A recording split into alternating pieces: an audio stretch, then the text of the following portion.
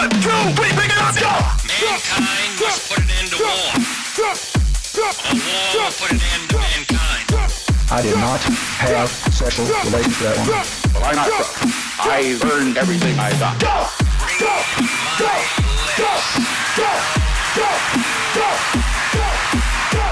Change will not come if we wait for some other person.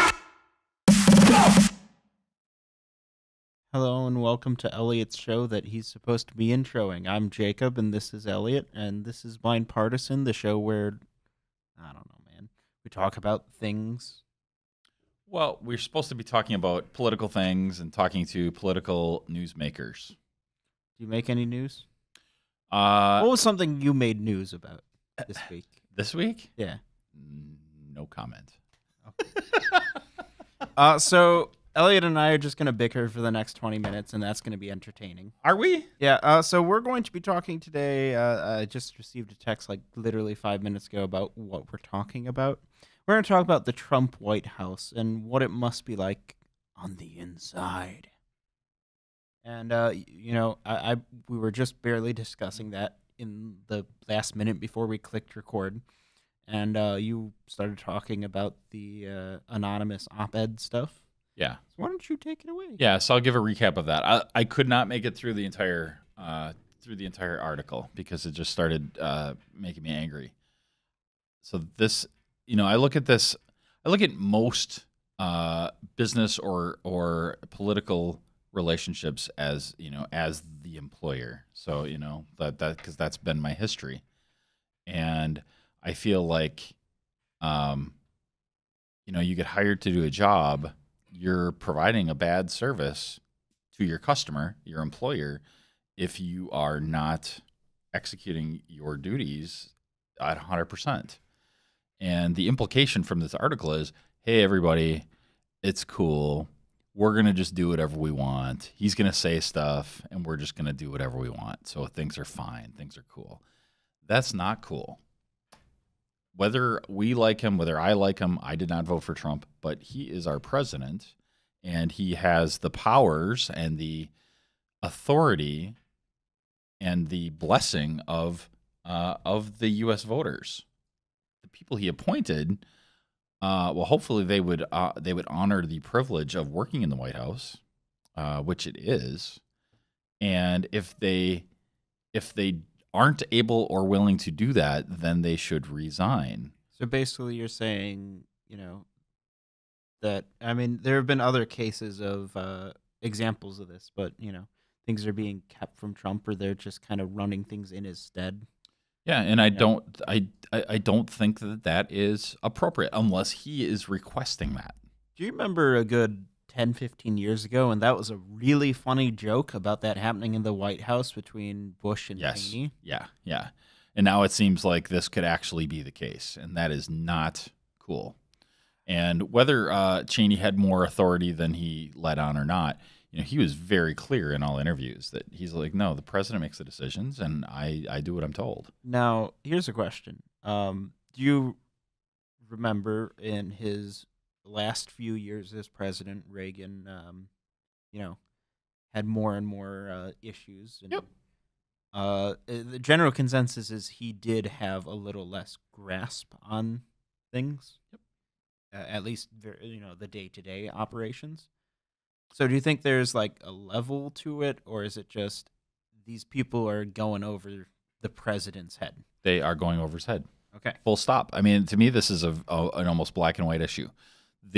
So let's talk about Reagan for a little bit. Okay, he was willfully elected. He was willfully reelected. And hopefully when he's reelected, he retains enough of his staff in his second term that they are experienced enough that he doesn't have to micromanage anything. So the level of reporting up probably didn't need to be that high. So that was probably, evidently it was mostly okay. There were some things that probably fell through the cracks, but, the world didn't collapse. The country did fine. I remember there have been plenty of examples of, gotcha headlines and stuff like that of, so-and-so in the White House took documents off of Trump's desk so he wouldn't sign them or stuff like that. That's deplorable. But they are a basket of deplorables. I truly think that is Outside of being an outright criminal, that's as bad as it gets. You're hired to do a job, and you're not only not doing it, but you're lying about it. It's the cover up more than the crime. It's like, okay, well, you're doing this thing, but you're flaunting it. You're flaunting it to the New York Times, but flaunting it anonymously. So I think over the past year and a half now, almost 2 years that Trump has been our president. Yeah. I think it's firmly been established that working in the Trump White House is probably one of the worst jobs around. Constant fear of, being fired on a whim, right? Yeah. The constant is this person, with us or against us kind of deal. Because, there have been tons of examples of people leaking, right? Yeah. Constant. But that's in us every White versus House. them, right? Yeah. But do you think it's more extreme here? I mean, certainly because of the number of people who have been let go by the administration. And this is going to come across like I'm a Trump apologist. I'm totally not. I didn't vote for the guy, but he is my president. He's your president. I feel like there's a certain degree of latitude that we need to give whoever's in that office.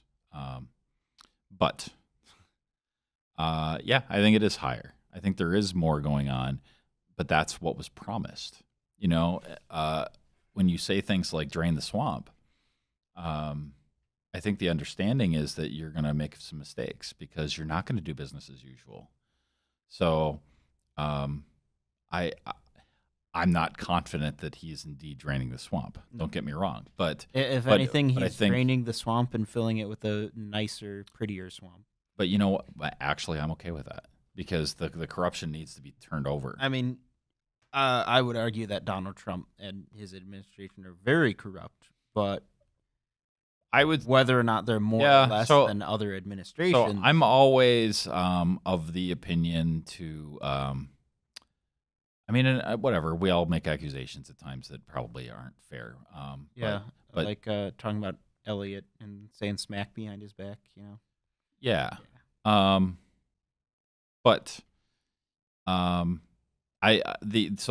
those corruption things. Yeah, he hung out with some people who were probably not super great. Is it a political witch hunt in some cases? Probably a little bit. I mean, both of those things can be true, right? They were guilty, but they might also, the prosecution might be going overboard with some of these individuals. But generally speaking, I want to give people the benefit of the doubt that they're doing things that they feel at least are in the best interest of the country. I want there to be limits and rules. That is also true. And transparency. That's our favorite word here, right? Transparency. Up top. Yeah. It's fine. That was a very weak high five. Yeah, because transparency actually means different things to different people too. In a lot of ways, Trump is very transparent. I mean, he does have, a megaphone directly to the people. That's pretty different. And you know what? That is pretty transparent, whether or not he uses it the right way. Right. So, in a way, be careful what you wish for. So, I don't know. I don't know how much there is to really say about the whole White House, and we don't really know. I think that part of it is he's choosing bad people. And there are all sorts of reasons for that. You don't think there's no way that Trump said, hey, this Jeff Sessions guy looks like the best guy for the Justice Department. No, he was convinced by Congress or whoever. Ben Carson for HUD. Yeah, so we could list 1,000 examples that just don't make. But a lot of these people were they were recommended to him by others. I swear we've asked this question before at least once. I think it was during the first episode of the second season we were talking about the Supreme Court. Do you think Trump has honestly actually picked these people himself, or just had someone to pick them for him? So in the case of Supreme Court, I'm confident that he was given a stack of 10 resumes. Okay, but and that what about say John Kelly? Did he personally hire John Kelly? Probably. Or was it a recommendation from someone else? See, I don't know the specifics of each individual post. I think in some cases, yes, he picked people because like Omarosa. Yeah, Omarosa right? is probably the biggest, easiest example. But several others, and I think Jeff Sessions especially, he wouldn't have picked him. There's no way those two would kill each other if they were allowed to. So And they disagree on policy. okay, here's a question. There's this trend. It's happened at least 5-6 times of someone in the current White House, a comment coming out from them just ridiculing someone else in the White House. Mm-hmm. Typically Trump, but it's happened. I mean, Scaramucci was famous for ridiculing everyone else. Yeah. That's really common with this administration. Where it's adversarial. But that's how this is the guy who, made people fight to not be fired on live TV. Right. Or semi-live, The whatever. jokes about this being another season of The Apprentice have been made, and it sometimes feels like a reality. Is anyone surprised about this? So, so I look at, a different version of history where Hillary Clinton is president. Would these exact things be happening? No, they would not be, because she is part of the system.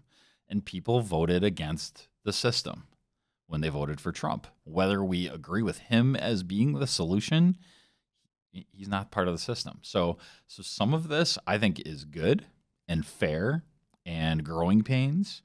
Some of it is like, all right, come on, enough is enough. Let's get some decent people in here and think about things and get some good advisors. There are some good people in the government. Very few, but So, my question for you. yeah. This adversarial tone that comes out to the public. Right. Do you think there's any actual benefit to it? I do. Find the silver lining. I do. What is it? I do. So our entire system is built to be adversarial. So we have the separation of powers between the executive, judicial, and legislative branches. Thanks we for the have 6th grade civics. whatever. Woo! But our entire system is adversarial. Our court system adversarial. Everything, political parties, like our entire culture is adversarial. So so saying that Trump is too adversarial, I don't know. Maybe. All right. So my next question. I love asking questions on this show. No, I think that's I think that's good. If it came down to it, and I'm asking this to you and me, Mm-hmm. would you work in the Trump White House? Yeah. So you would. I mean, depends on what position I was being asked to be in. Of Okay. course, So but- what would be your dream position? My in the dream? I don't Trump have. I don't. White House? I'm not. I didn't What's send any the short resumes list in. you should be on? I didn't send any resumes in, but I would like to be in some position of authority where I can cut the military spending in half. So put me there. Whatever. He would never hire me. So I mean, it's sort of a. But it's a fun. It's a silly brain exercise. I'd do it just because once I'd eventually be fired because that would happen. Yeah. As long as I had an assistant, I think I'd be all right. As You like know chief of staff. That book deal would be very lucrative. Absolutely. Yeah. Yeah. Yeah.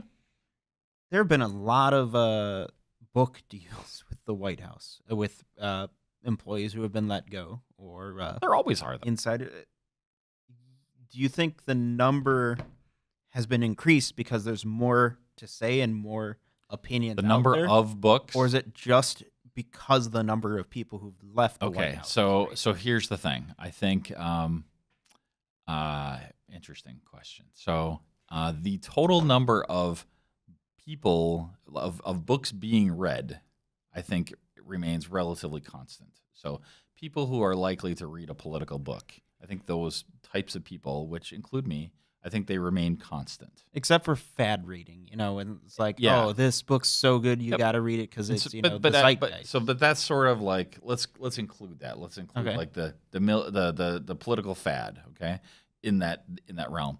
And I think there are more books, but I don't think that they're more popular individually, right? So I think the total number of like minutes spent reading, I think remains constant.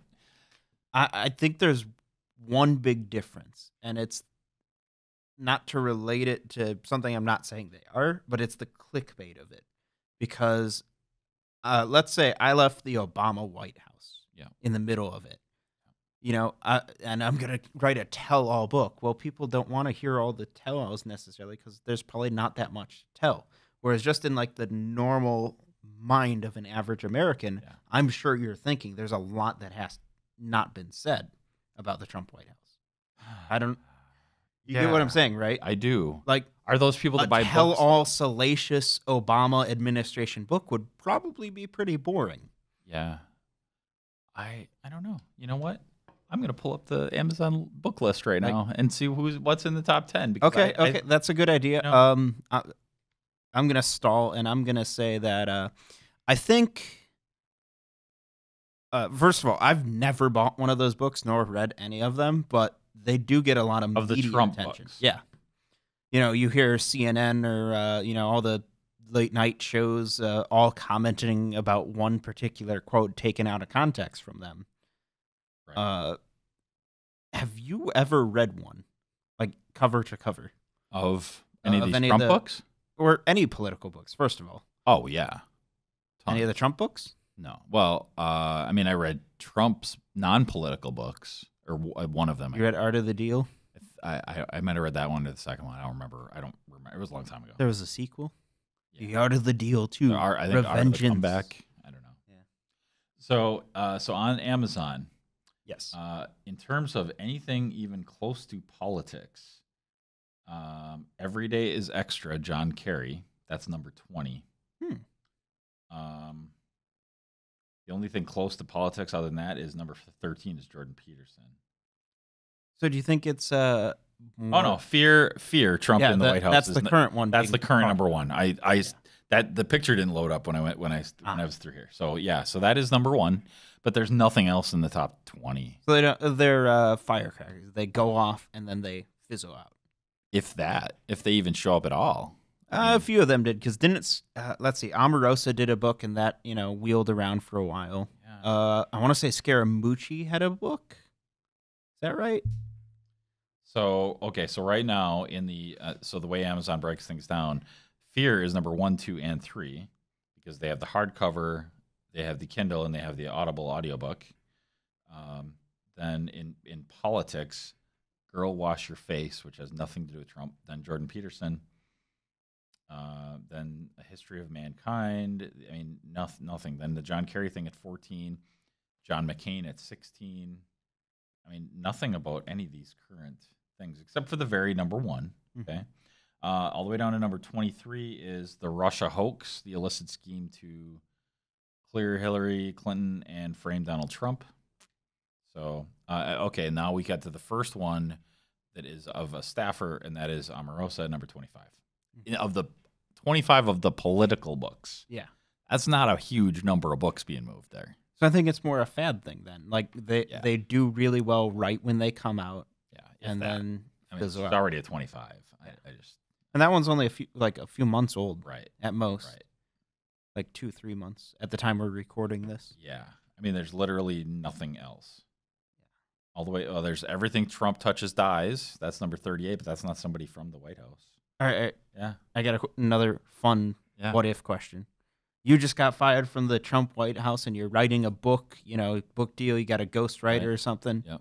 What's the title of your White House book? That's not fair. I'm not. I don't even. Oh, you're gonna write it yourself? I'm not even tired. I'm not even hired. How Come can on. I? Give me a good one. So I would, if I were writing a book, I would actually like to focus on the unknown good. Because, there are people working in the White House that are doing good. You got to give it a really feathery title then, like A Can of Diet Coke and a Smile. I would never title anything that. No. But I mean, and I'm not always Mr. Optimist. I complain about all sorts of things, but I think that would be the most interesting thing because just digging up more dirt. I don't know. I feel like the dirt is almost all public. Is it too cliche now? Is that the problem? Because everyone does that now? It's like the go-to? Yeah, sort of. I mean, so you'd just be like doing it to flip the script, kind of. Yeah. Yeah, I think so. I mean, because I just think about, like, what would I like to read? Well, I'd be more interested in hearing about the things that aren't dysfunctional. I think I would go really crazy with it and have, like, a nuclear explosion on the cover, right? And be like, the end of the world or something like that. And then it would be actually about the mundane day-to-day activities that have nothing to do good or bad. It's just like recounting a day in the life. Yeah. So it's interesting. Oh, so I watched a Michael Moore movie. What's the Michael Moore thing I just watched? He just makes me so crazy. I bet what was the name? I think was his newest one. I couldn't tell you. I don't watch his stuff. But anyway, he had this thing like where and I don't know exactly what point he was trying to make, but he talked about how President Carter was very boring and not fun. Yeah. And then Reagan comes in and he's all smiles and happy and, kind of a reality distortion field, like they always said about Steve Jobs. And to a point, I think that some of those things are true about Trump. I mean, he does like attack his detractors. Yeah, he does. But bigly. But he's also, he's also like hand waving a lot of details just to put the best spin on things. And ultimately, if a president has any real power over the economy, it is that. It's that confidence. Okay. So like I actually think that that's good. Like on a micro level, certain details, of course, I disagree with him on lots of policy things, but always trying to put not always because he doesn't always, but like in terms of policy, I think he's always trying to put a spin on things that are positive, or at least puts him in a good light. I'm trying to understand, and I think I almost get it. Can you finalize that point by comparing him to our past two presidents before him? Like, how is that different from how they did it? Was Obama good at doing that? No, not to the same degree. Okay. I mean, I think they actually. You have to probably go back to Carter or even maybe Bush Sr. to have like somebody who maybe was too honest or just not inspirational enough. Too matter of Well, just fact, not inspirational enough. I think Clinton and George W. And certainly Obama, like they're inspiring figures. And you can poke holes in all of them for different character flaws, but you think that overall they felt like a president and someone who was like awe-inspiring, impressive, right? And I think they understood that. I think they understood that they needed to have a certain air about them, and whatever. I mean, for in most cases, they're doing it better than Trump, no question. But I think he's. He is him. People knew that, so I feel like I'm apologizing, but I didn't vote for him. I don't think I've ever been surprised by Donald Trump. Not really. No. Yeah. That's a weird thing to think about. Right. One thing that it was Capitalism, a Love Story. Yeah, so he's like, just shredding capitalism. I'm like, come on, man, whatever. I've seen one Michael Moore film once. I want to say it was about like outsourcing. I didn't know that was so old though. I don't like the guy. Michael Moore? Yeah. Oh no, he's too terrible. pushy. It's not even just pushy. Abrasive. He's just being yeah, I mean, I guess it's pushy. I don't know. It kind of feels like he's using a political message to excuse being a dick. Yeah, totally. Yeah. Totally. All right. See, we found common ground. Oh, even on things I want to agree with him on, I'm like, man, you're a terrible person. Plus, he is $50 million. The guy has tons of money and talks about the little guy all the time. It's like, well, give your money away. What are you talking about, dude? So, do you have any final thoughts on the Trump White House or whatever before we? Yeah, I have no idea what we're gonna call this episode. I don't think I ever really do, because we jump around so much because we're good I know. I'm sorry. I blame. I'm not blaming you. I have fun with that. I mean, so in terms of staff, I think that the country will really have a reflective moment if it turns out that the rumors of that the New York Times anonymous writer if that's Pence. If that was, ooh.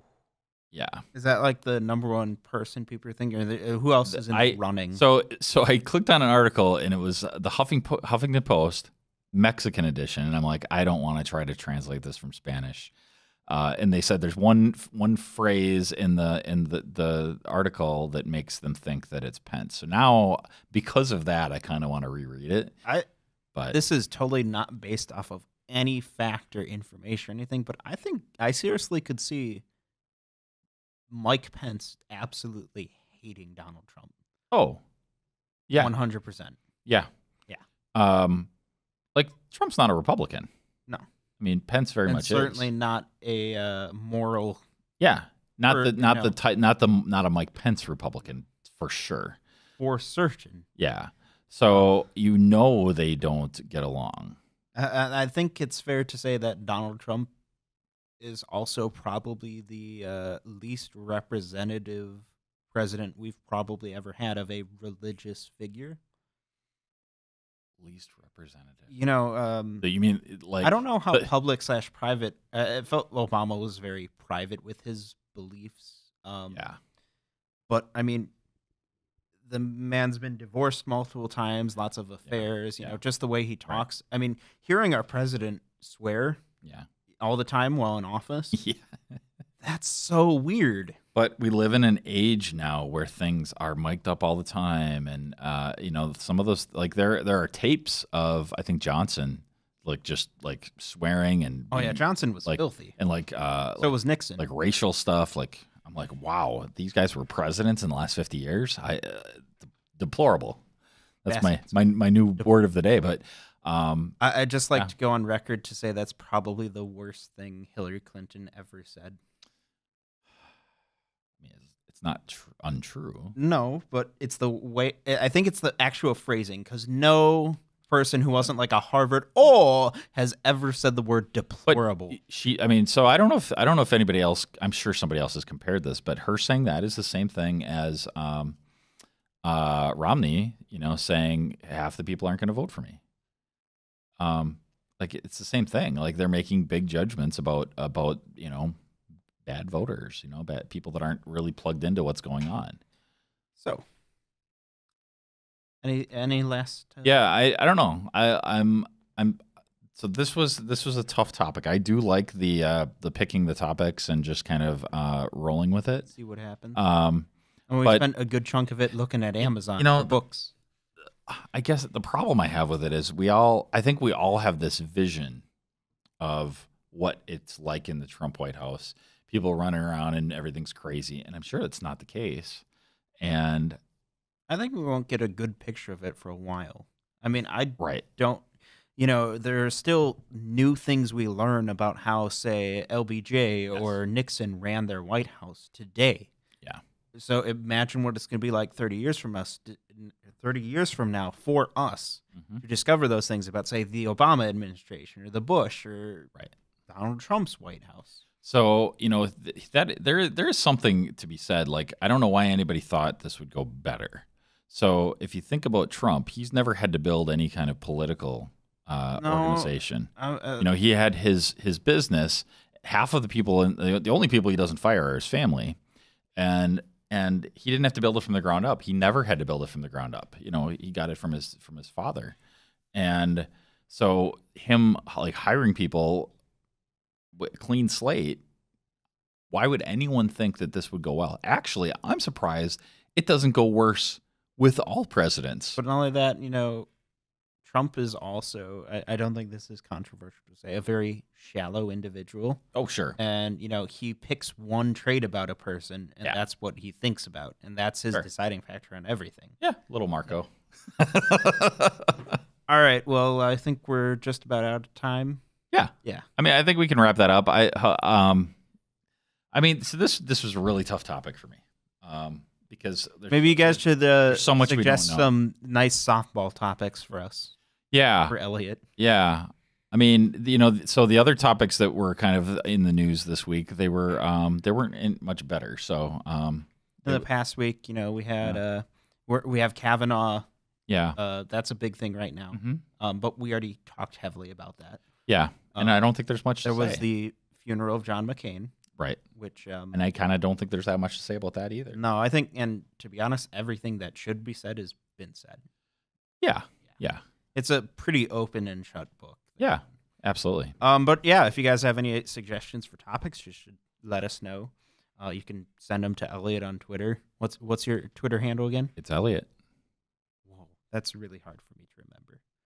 Mm-hmm. You guys should join the Blind Partisan community? Yeah, the Blind Partisan Political community on Radar Facebook. Community. There's a political radar community. Hit the little bell on the YouTube and make sure to subscribe and leave a 5-star review, even if you hate it, on iTunes. Because while you're out, you should go listen to more of our episodes on iTunes or SoundCloud or Stitcher or anything that you listen to. Yeah, I mean the important thing is to try to leave a review that helps other people find us, and share the episodes. Maybe a good one. We haven't done one in probably 20 episodes that are any good. So maybe share number 2 or 3 or none. All right, that's good. We're off.